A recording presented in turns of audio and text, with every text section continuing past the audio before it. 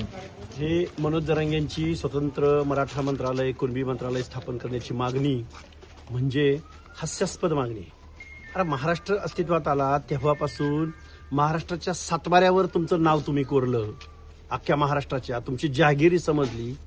अरे एक दोन ओबीसीचा मंत्री आणि 2-4 SC STचे मंत्री, अल्पसंख्याकांचे मंत्री सोडलं तर अख्खं मंत्रिमंडळ तुम्हाला महाराष्ट्रानं कॉन्ट्रॅक्ट बेसिसवर दिलंय ना कायमचं.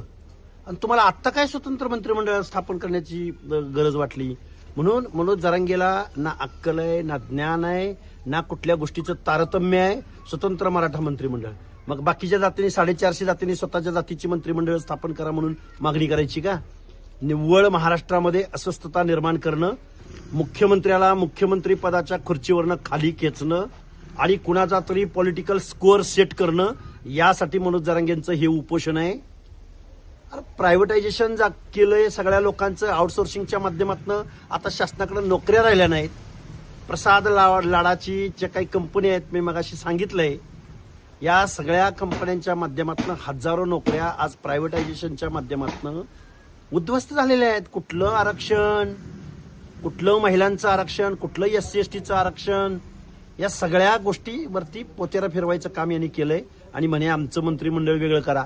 मग आम्ही पण सगळ्या जातीच्या लोकांनी आमचं मंत्रिमंडळ, आमचं मंत्रिमंडळ, आमचं मंत्रिमंडळ, हे हास्यास्पद गोष्टी आहेत. एखाद्या चळवळीचं नेतृत्व ज्यावेळी बिन शिकलेला बेअक्कल माणूस करतो ना, त्यावेळी अशा पद्धतीच्या मागण्या करतो.